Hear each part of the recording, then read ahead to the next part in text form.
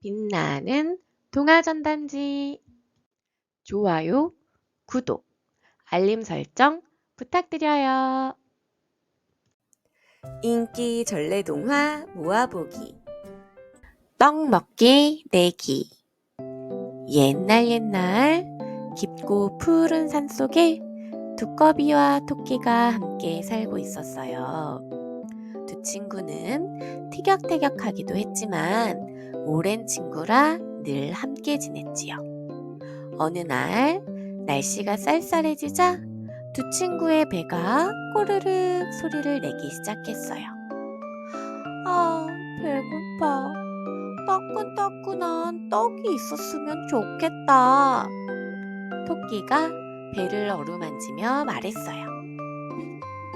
그러게, 쫄깃한 떡을 한 입 물면 얼마나 맛있을까? 두꺼비도 군침을 삼키며 맞장구 쳤어요. 결국 두 친구는 직접 떡을 만들어 먹기로 했어요. 토끼는 산속에서 쌀을 구해오고 두꺼비는 개울가에서 깨끗한 물을 떠왔어요. 둘은 힘을 합쳐 쌀을 씻고 절구에 넣고 쿵덕쿵 쿵덕쿵 힘껏 빻았어요. 그리고 커다란 떡시루에 넣어 가마솥에 올려놓고 정성껏 찌기 시작했어요. 얼마 지나지 않아 모락모락 김이 피어오르며 고소하고 달콤한 냄새가 산속 가득 퍼졌어요. 우와, 냄새가 정말 끝내주는데? 토끼가 킁킁거리며 말했어요. 어서 떡을 꺼내자. 두꺼비도 신이 나서 떡을 꺼냈어요. 드디어 기다리던 따끈따끈하고 쫄깃한 떡이 완성되었어요. 두 친구는 얼른 한 입 베어 물려고 했어요. 그런데 그때 갑자기 어디선가 커다란 그림자가 드리웠어요. 어흥, 떡이 참 맛있어 보이는구나. 나도 같이 먹자. 깜짝 놀란 두꺼비와 토끼는 눈을 동그랗게 떴어요. 덩치 큰 호랑이가 씩 웃으며 다가오고 있었어요. 두 친구는 떡을 나눠 먹기 싫었어요. 호랑이는 떡을 만드는데 손가락 하나 까딱하지도 않았잖아요. 하지만 호랑이의 날카로운 이빨과 우람한 발톱을 보니 거절할 용기가 나지 않았어요. 그래, 같이 먹자. 두꺼비와 토끼는 떨리는 목소리로 대답했어요. 호랑이는 기분 좋게 떡을 괴고 앉았어요. 그런데 막상 떡을 보니 양이 생각보다 적어 보였어요. 이거 먹고는 도저히 배가 안 찰 텐데. 호랑이는 눈을 반짝이며 꾀를 냈어요. 얘들아, 우리 중에서 제일 어르신이 떡을 다 먹는 게 어때? 두꺼비와 토끼는 깜짝 놀랐어요. 하지만 호랑이의 억센 발톱이 무서워 마지못해 고개를 끄덕였어요. 호랑이가 으스대며 말했어요. 나는 이 산이 처음 생길 때 태어났어. 그러니 내가 제일 어른이야. 그러자 토끼가 재빨리 반박했어요. 그럼 내가 더 어르신이겠구나. 내가 이 산을 만들었거든. 흙을 나르느라 얼마나 힘들었는지 몰라. 호랑이가 말문이 막힐 찰나 두꺼비가 갑자기 엉엉 울기 시작했어요. 두꺼비야, 왜 울어? 호랑이와 토끼가 어리둥절해졌어요. 두꺼비는 눈물을 뚝뚝 흘리며 흐느꼈어요. 죽은 내 아들이 생각나서 그래. 내 아들이 토끼랑 함께 이 산을 만들려고 흙을 나르다가 벼랑에 떨어져 죽었거든. 호랑이와 토끼는 말문이 막혔어요. 이렇게 되면 두꺼비가 가장 나이가 많은 게 되는 건데. 호랑이는 다급하게 외쳤어요. 내기 다시 하자. 이번에는 언덕에서 떡시루를 굴려서 먼저 잡는 동물이 떡을 다 먹는 거야. 토끼도 덩달아 좋아 하고 외쳤어요. 두꺼비는 속으로 울었지만 겁이 나서 다시 내기를 하기로 했어요. 셋은 힘껏 떡시루를 굴렸어요. 떼구르르르르. 떡시루는 빠르게 굴러내려갔고 호랑이와 토끼는 번개처럼 뛰어갔어요. 하지만 두꺼비는 발이 느려 느릿느릿 뒤따라갔어요. 그런데 이게 웬일일까요? 산 중턱에서 떡이 나뭇가지에 걸리고 말았어요. 하지만 떡시루는 계속 굴려내려갔어요. 뒤늦게 도착한 두꺼비는 우연히 나무 밑에 걸린 떡을 발견했어요. 이야, 떡이 여기 있네. 두꺼비는 신나게 떡을 냠냠 먹었어요. 배가 부르자 남은 떡을 등에 짊어지고 천천히 내려갔어요. 한참 후 호랑이와 토끼는 산 아래에서 텅 빈 떡시루를 붙잡고 멍하니 서 있었어요. 그때 두꺼비가 다가왔어요. 호랑이야, 토끼야, 너희 주려고 남은 떡을 가져왔어. 어서 먹어. 하지만 호랑이와 토끼는 두꺼비 등에 붙어있는 떡을 보고 얼굴을 찡그렸어요. 이게 뭐야? 다 들러붙었잖아. 이렇게 지저분한 걸 어떻게 먹어? 호랑이는 화를 내며 덜썩 주저앉았고 토끼도 투덜거리며 뒤돌아섰어요. 두꺼비는 혼자 남아 멋쩍게 웃었어요. 그런데 신기한 일이 일어났어요. 등에 들러붙은 떡이 굳어지면서 울퉁불퉁한 모양이 되어버린 거예요. 그래서 지금도 두꺼비의 등이 울퉁불퉁한 거랍니다.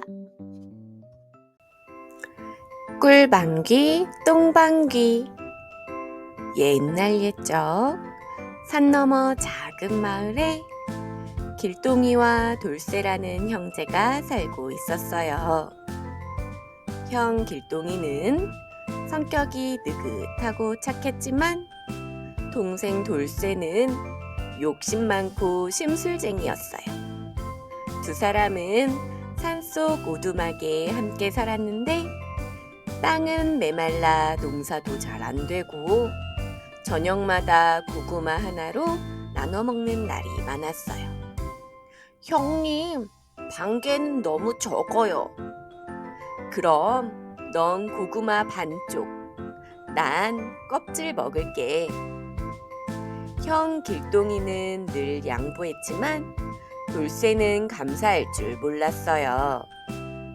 어느 날 길동이는 산에 나무하러 갔다가 덫에 걸린 하얀 노루를 발견했어요. 아이고, 불쌍해라. 어쩌다 이렇게 됐니? 길동이는 노루의 다리를 조심조심 풀어주고 상처에 찬물도 뿌려주었어요. 노루는 눈망울을 반짝이며 말했어요. 사람아, 너의 착한 마음에 보답하고 싶구나. 지금부터 방귀를 뀌면 꿀이 나올 것이니라. 길동이는 깜짝 놀랐지만 고개를 끄덕였어요. 고맙지만 정말 방귀에서 꿀이 나올까요? 그 순간 풋! 길동이의 방귀 소리와 함께 엉덩이에서 달콤한 꿀단지가 떼구르르 굴러나왔어요. 우와, 이게 정말 꿀방귀야. 그날부터 길동이네 집은 꿀냄새로 가득했어요. 마을 사람들은 매일 찾아와 말했어요. 길동이네 꿀은 찰지고 향긋해서 약으로도 쓴대요. 이게 어디서 나왔다고요? 아니 그냥 신기한 나무에서 나왔대요. 길동이는 부자가 되었지만 욕심내지 않고 마을 사람들에게 꿀을 나눠주며 늘 겸손하게 살았어요. 그 모습을 몰래 지켜본 돌쇠는 눈이 뒤집혔어요. 방귀만 끼면 꿀이라니, 나도 해야겠다. 다음 날 돌쇠는 형 몰래 하얀 노루가 있던 산으로 달려갔어요. 그리고는 덫을 설치하고 일부러 자기가 걸려있는 척하며 소리를 질렀어요. 아이고, 발목이 끊어지겠네. 누가 좀 도와줘요. 잠시 후 진짜로 그 하얀 노루가 나타났어요. 네 마음이 맑진 않지만 한 번쯤은 지켜볼 수 있겠지. 방귀를 한번 끼어보거라. 그 마음이 드러날 테니. 돌쇠는 잔뜩 기대하며 엉덩이를 들고 뿡 하고 방귀를 뀌었어요. 그런데 퉁퉁퉁 엉덩이에서 나온 건 꿀이 아니라 똥딴지, 똥바가지, 똥바람개비. 게다가 그 똥덩이들은 깔깔 웃으며 돌쇠를 졸졸 따라다녔어요. 어디가? 방귀 끼고 도망가긴 없지. 넌 이제 똥방귀 도사야. 욕심으로 낀 방귀는 우리처럼 따라붙는 법이야. 뿡뿡 뿡. 마을까지 도망쳐온 돌쇠는 엉덩이에서 따라붙은 똥냄새 때문에 사람들이 다 도망가고 개들도 짖으며 멀리했어요. 우와, 냄새야. 아이고, 형처럼 착하게 살걸. 그날 이후 돌쇠는 형에게 무릎을 꿇고 말했어요. 형님, 내가 잘못했어요. 이제 욕심 부리지 않을게요. 길동이는 웃으며 말했어요. 방귀도 정직하게 뀌어야 꿀이 나오는 거야. 이제부터라도 바르게 살아보자. 그 뒤로 돌쇠는 똥방귀가 부끄러워 매일 바르게 살려고 노력했고, 신기하게도 엉덩이에서 똥냄새는 점점 사라지고 가끔씩 달달한 냄새가 솔솔 나기도 했대요. 사람들은 지금도 말해요. 욕심으로 낀 방귀는 똥방귀, 마음으로 낀 방귀는 꿀방귀지요. 굴러다니는 할아버지. 이 할아버지의 이름은 아무도 몰랐어요. 다들 그냥 굴러다니는 할아버지요 하고 불렀지요. 할아버지는 아침에 해가 뜨면 자, 오늘은 동산 쪽으로 굴러볼까? 하며 배 위에 손을 얹고 대굴대굴 굴러가기 시작했어요. 할아버지, 다리 아프세요? 아니요, 다리 멀쩡해요. 굴러다니는 게 더 빠르고 재밌어요. 할아버지는 굴러다니다가 나무 뿌리에 걸려서 팡 튀기도 하고 개울에 빠져서 첨벙 젖기도 했지만 늘 씩씩하게 웃으며 말했어요. 인생은 굴러봐야 맛이 나요. 마을에 큰 장이 서는 날이었어요. 모두들 산 너머 장터로 물건을 이고지고 가고 있었지요. 그런데 발목을 삔 아주머니가 길가에 앉아 울고 있었어요. 아이고, 이걸 어쩌나. 무남을 팔아야 하는데. 바로 그때였어요. 대굴대굴 굴러오던 할아버지가 아주머니 앞에 멈췄어요. 아이쿠 아주머니 왜 그러세요? 발목을 삐었어요. 무나무를 못 팔러 가게 생겼어요. 할아버지는 턱 일어나더니 아주머니의 무나물 광주리를 머리에 이고는 말했어요. 제가 대신 팔아드릴게요. 장은 장수가 봐야 맛이 나는 법이지만 무는 굴러가는 게 더 잘 팔릴지도 몰라요. 그래서요, 할아버지는 무나물 광주리를 머리에 이고 다시 대굴대굴 굴러갔어요. 마치 무가 굴러가는 것처럼요. 장터 사람들은 깔깔 웃으며 말했어요.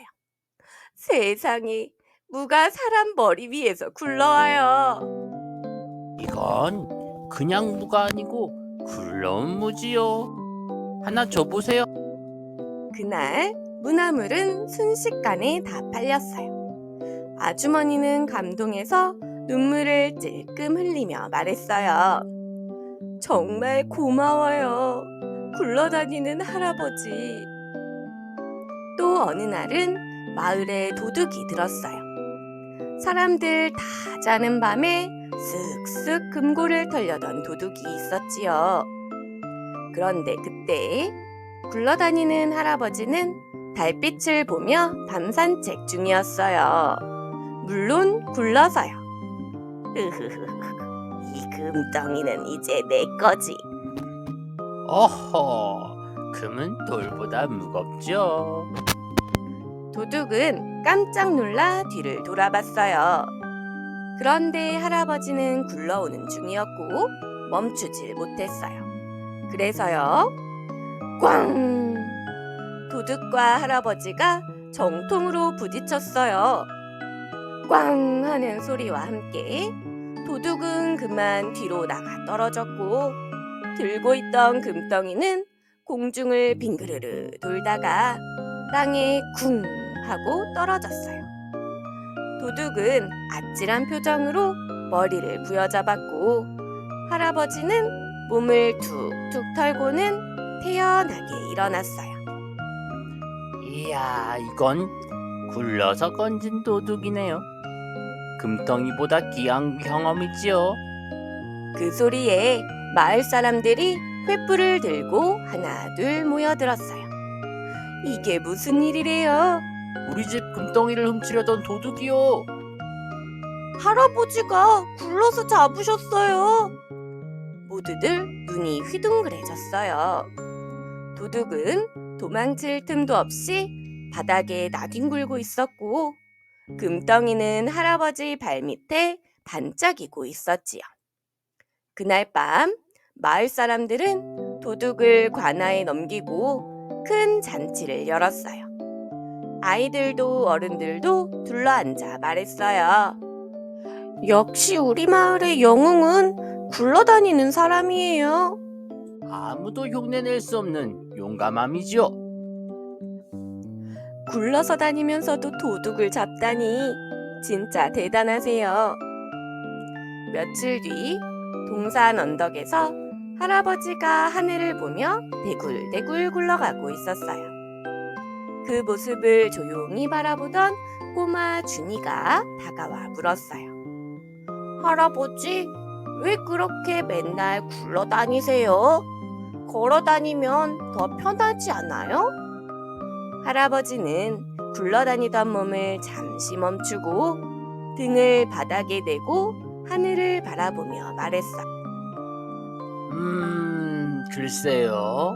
세상은요, 가만히 서서 보면 평평해 보이지만 굴러다니다 보면 오르막도 있고 내리막도 있고 돌멩이 하나도 특별하게 느껴져요. 그리고 할아버지는 손가락으로 하늘을 가리켰어요. 이렇게 누워서 하늘을 보면 파란색 속에 구름이 살랑살랑 춤추는 게 보이거든요. 아주 멋진 공연이죠. 준이는 조용히 옆에 누워 하늘을 올려다 보았어요. 구름이 진짜로 춤추는 것 같았어요. 정말이네요. 굴러보니까 더 재미있어요. 그렇죠? 인생도 굴러봐야 재미가 나는 법이에요. 그날 이후 준이도 가끔 풀밭에서 대굴대굴 굴러다니기 시작했어요. 그렇게 굴러다니는 할아버지는 오늘도 산 너머 들판 어딘가에서 대굴대굴 굴러가고 있어요. 사람들은 말해요. 저기서 슥슥 대굴대굴 소리가 들리면 그건 바람이 아니라 우리 할아버지지요. 그리고 어쩌면 무언가 재미있는 일이 벌어지고 있다는 뜻이지요. 욕심쟁이 영감과 나무 그늘. 옛날 어느 작은 마을에 가난하지만 똑똑한 한 총각이 살고 있었어요.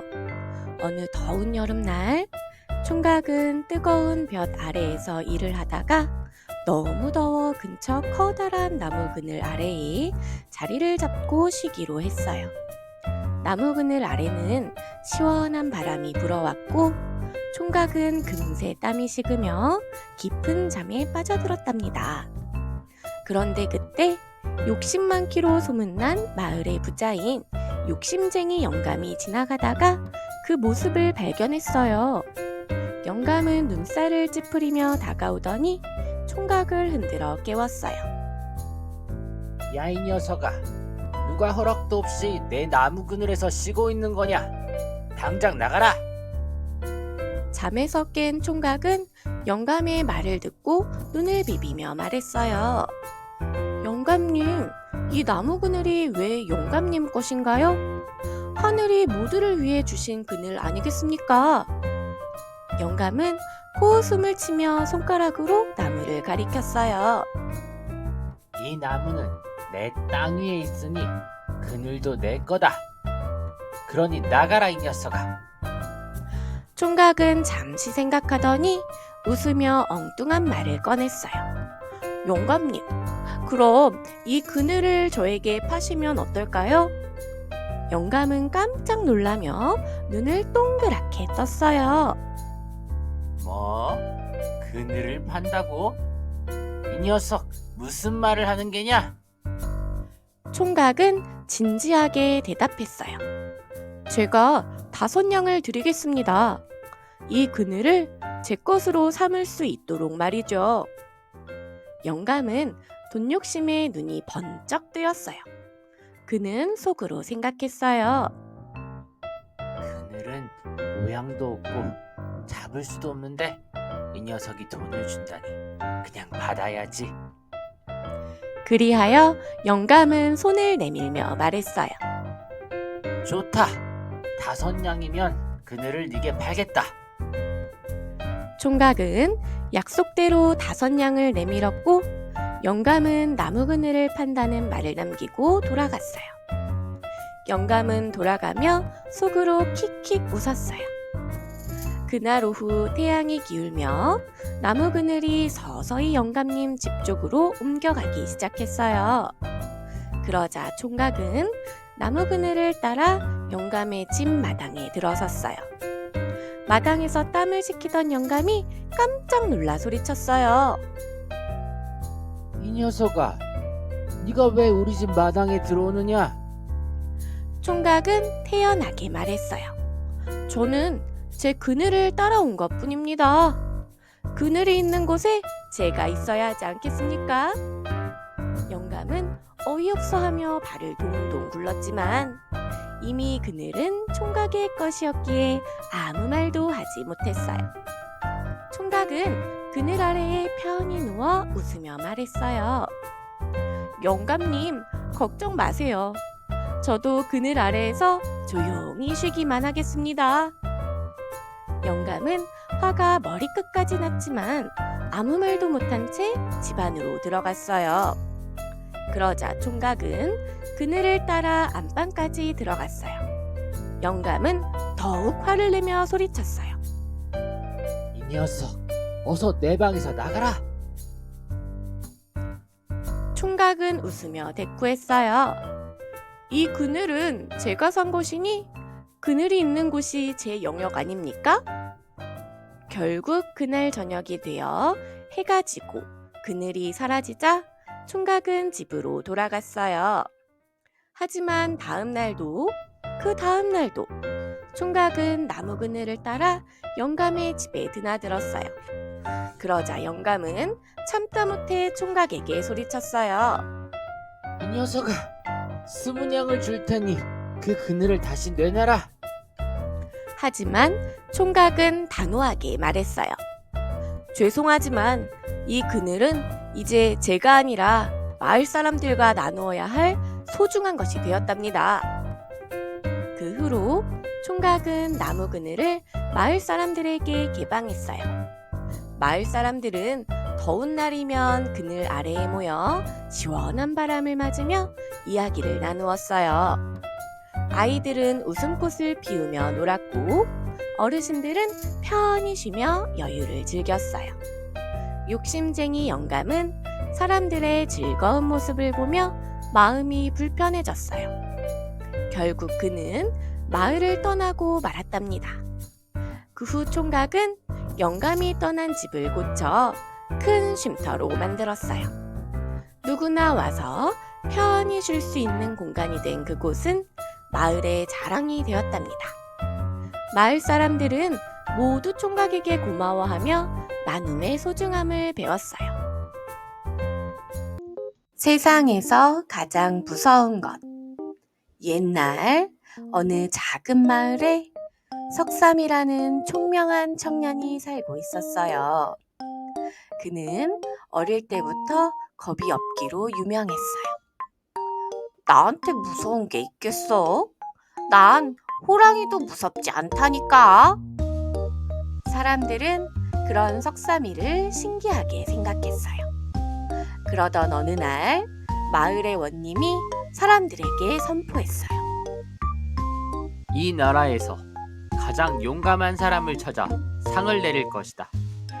누가 세상에서 가장 무서운 것이 무엇인지 알아오너라. 석삼이는 이 말을 듣고 자신만만하게 외쳤어요. 그깟 일쯤이야. 내가 딱 알아와야겠군.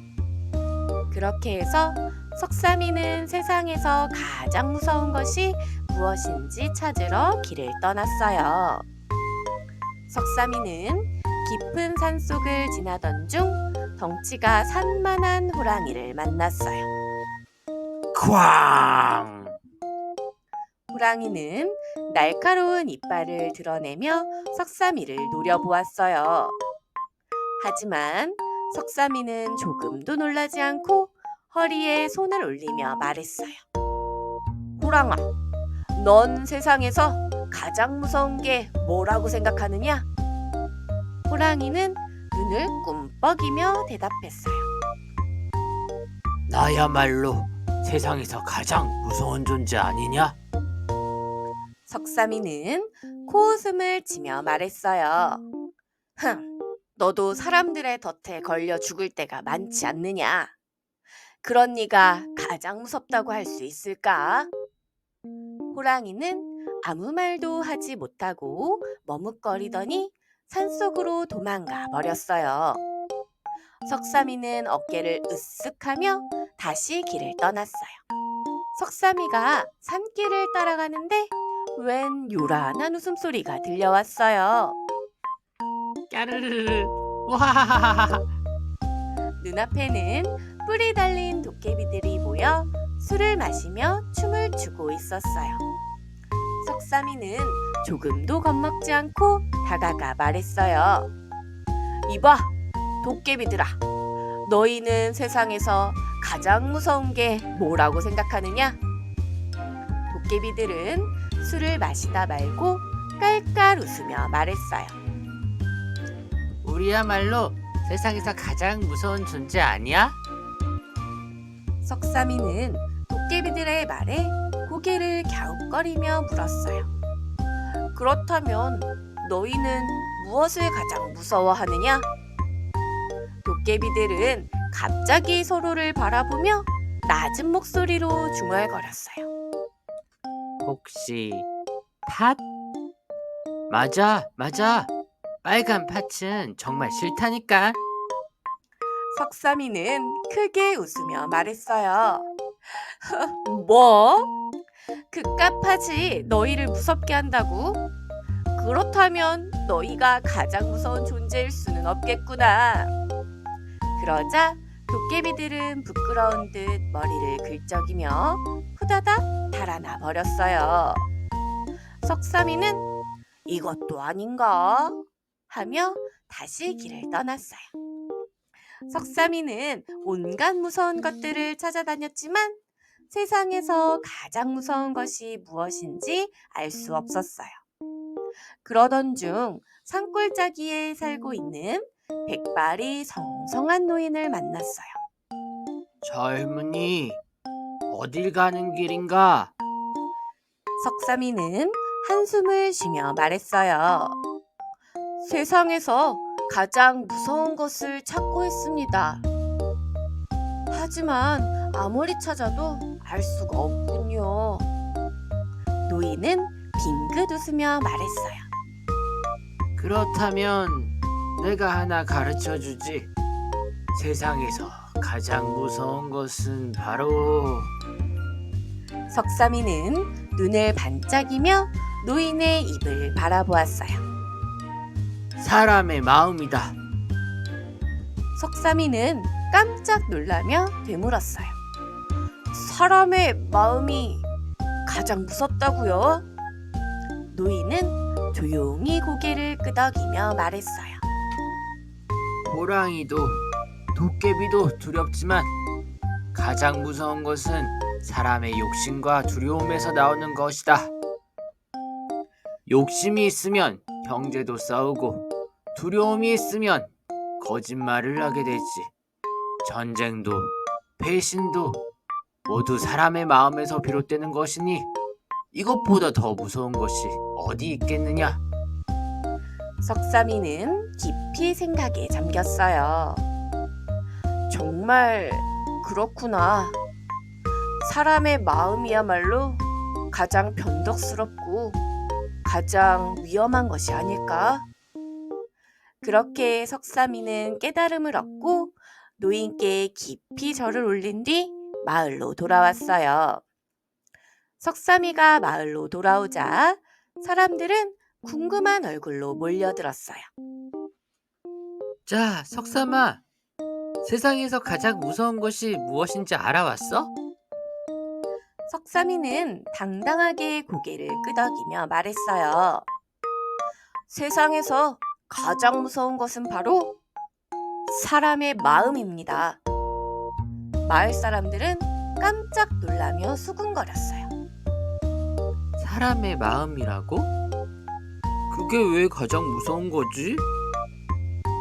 석삼이는 웃으며 말했어요. 호랑이는 무섭지만 덫에 걸릴 수 있고 도깨비도 팥을 무서워하지요. 하지만 사람의 마음은 보이지도 않고 언제든 변할 수 있습니다. 욕심이 생기면 가까운 사람도 해칠 수 있고 두려움이 커지면 거짓말을 하거나 나쁜 일을 저지를 수도 있지요.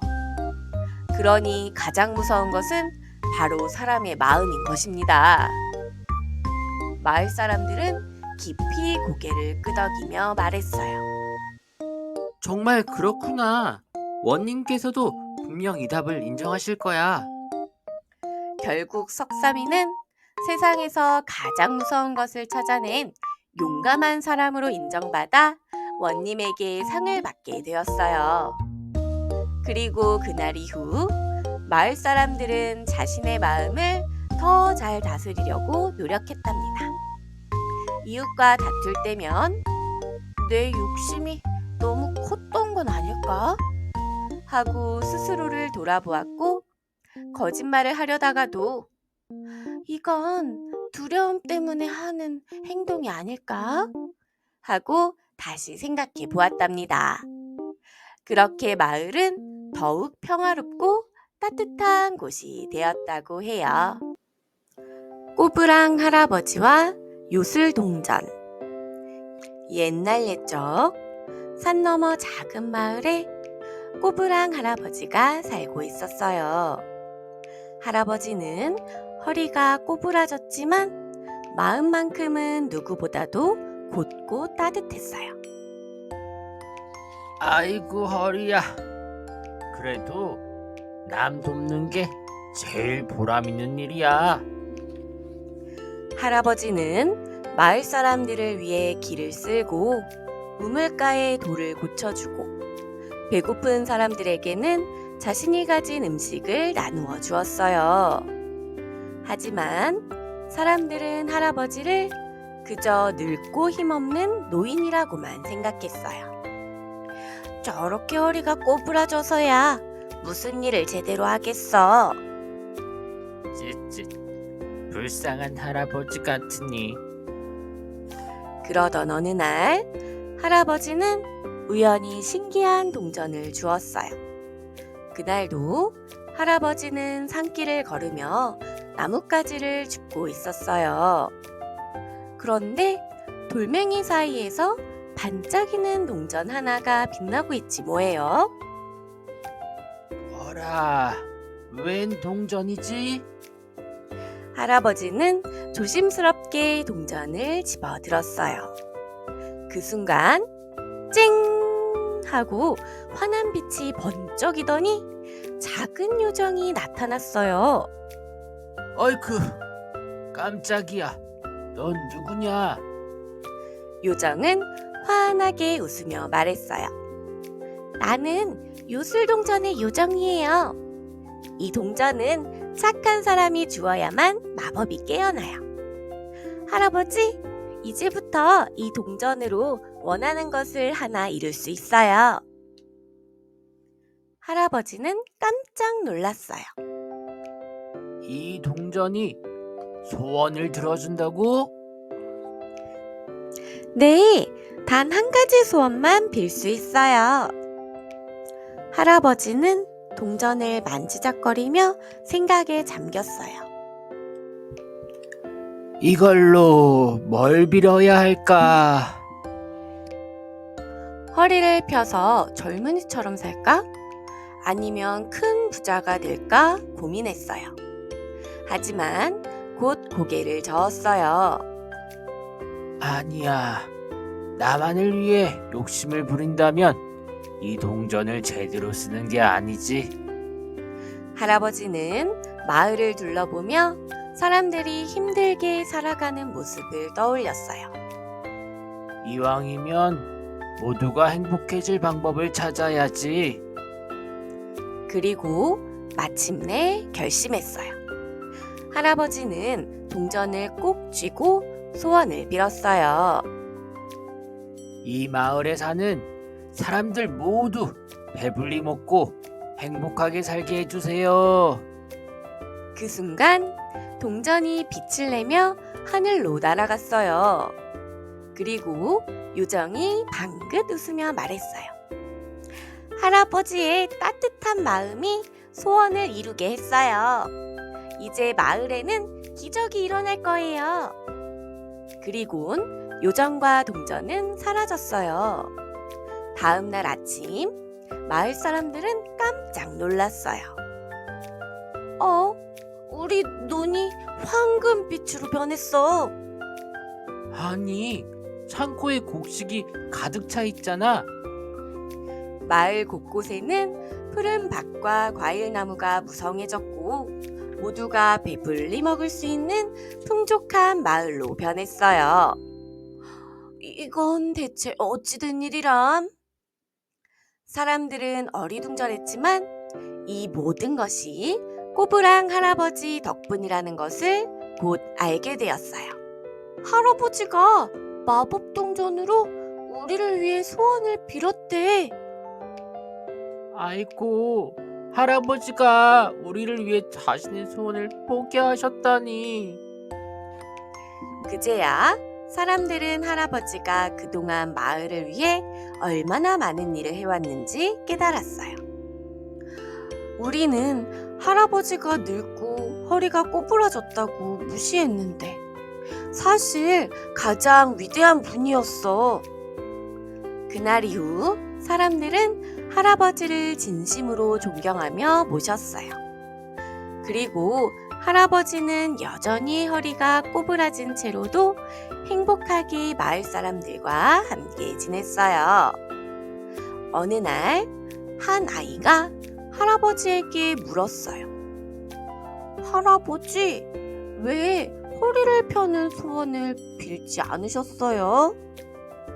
할아버지는 눈을 가늘게 뜨며 빙그레 웃었어요. 허리가 꼬부라진 건 아무 문제도 안 된단다. 하지만 마음이 꼬부라진다면 그건 정말 불행한 일이겠지. 아이들은 고개를 끄덕이며 할아버지의 말을 마음에 새겼어요. 그리고 그날 이후 마을 사람들은 나눔과 배려를 실천하며 서로를 돕는 따뜻한 마을이 되었어요. 이렇게 해서 꼬부랑 할아버지와 요술동전의 이야기는 오랫동안 전해졌답니다. 꼬마 신랑. 옛날 옛적 어느 마을에 귀하게 태어난 외아들이 있었어요. 부모님은 자손을 빨리 보기 위해 그를 일찍 장가 보내기로 했지요. 그렇게 7살 꼬마 신랑과 19살 새색시의 특별한 결혼 생활이 시작되었어요. 하지만 어린 신랑과 어른 신부의 생활이 순탄할 리 없었어요. 놀고 싶어 떼쓰는 꼬마 신랑과 바쁜 일손을 돕느라 정신없는 새색시는 사사건건 부딪혔어요. 어느 날 꼬마 신랑은 새색시가 집안일을 하느라 자신과 놀아주지 않자 투정을 부렸어요. 색시야, 나랑 놀아줘. 신랑님, 지금은 일이 많아서 안 돼요. 새색시는 타일렀지만 꼬마 신랑은 실망한 얼굴로 삐죽거렸어요. 결국 그는 새색시가 하는 일을 방해하기 시작했어요. 물동이에 구멍을 내 물을 흘려보내고 부엌에서 밀가루 반죽을 망쳐놓았어요. 화가 난 새색시는 말했어요. 신랑님, 자꾸 이렇게 하면 저도 신랑님과 함께 하고 싶지 않아요. 꼬마 신랑은 새색시가 속상해하는 걸 보고 미안한 마음이 들었어요. 그날 밤 그는 몰래 부엌에서 새색시가 좋아하는 밤을 주워 그녀의 머리맡에 놓았어요. 아침이 되어 새색시는 머리맡에 밤을 보고 놀랐어요. 그녀는 손에 밤을 쥐고 살며시 미소를 지으며 중얼거렸어요. 이건 혹시 신랑님이 놓고 가신 걸까? 귀여운 알밤이네. 며칠 후 새색시가 몸살이 나서 누워버렸어요. 처음엔 좋아했던 꼬마 신랑도 시간이 지나도 새색시가 일어나지 않자 걱정이 되기 시작했어요. 그는 부엌으로 달려가 직접 죽을 끓이려 했지만 어린 손으로 죽을 끓이는 것은 쉽지 않았어요. 엉망이 된 부엌을 본 하녀가 도와주었고 꼬마 신랑은 떨리는 손으로 숟가락을 들어 새색시에게 죽을 먹여 주었어요. 색시야, 얼른 나아야 해. 그래야 또 나랑 놀 수 있잖아. 새색시는 감동하며 살며시 웃었어요. 마을에서 큰 잔치가 열린대요. 신나게 놀던 꼬마 신랑은 길을 걷다 큰 개와 마주쳤어요. 개는 으르렁거리며 다가왔고 겁에 질린 꼬마 신랑은 움직이지 못했어요. 그때 새색시가 달려와 꼬마 신랑을 감싸며 말했어요. 걱정 마세요, 신랑님. 제가 함께 있어요. 그 말을 듣고 용기를 얻은 꼬마 신랑은 막대기를 들어 개를 향해 휘둘렀어요. 개는 도망갔고 마을 사람들은 꼬마 신랑의 용기를 칭찬했어요. 이 사건 이후 꼬마 신랑은 색시가 자신을 보호해 주었듯이 자신도 색시를 지켜야겠다고 다짐했어요.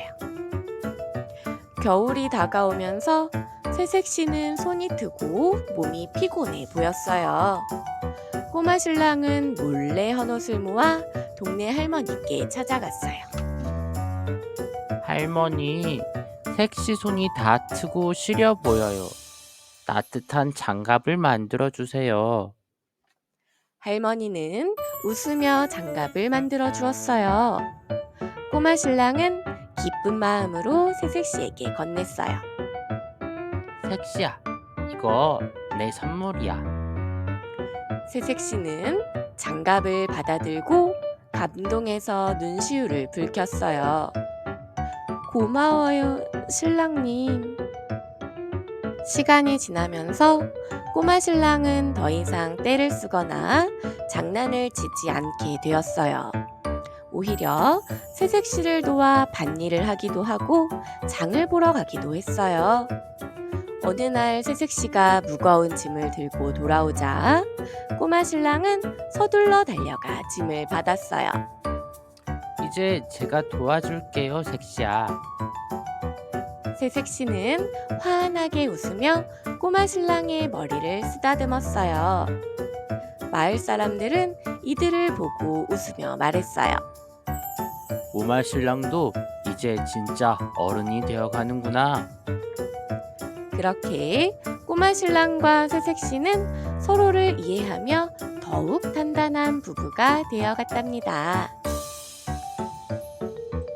좋아요, 구독, 알림 설정 부탁드려요.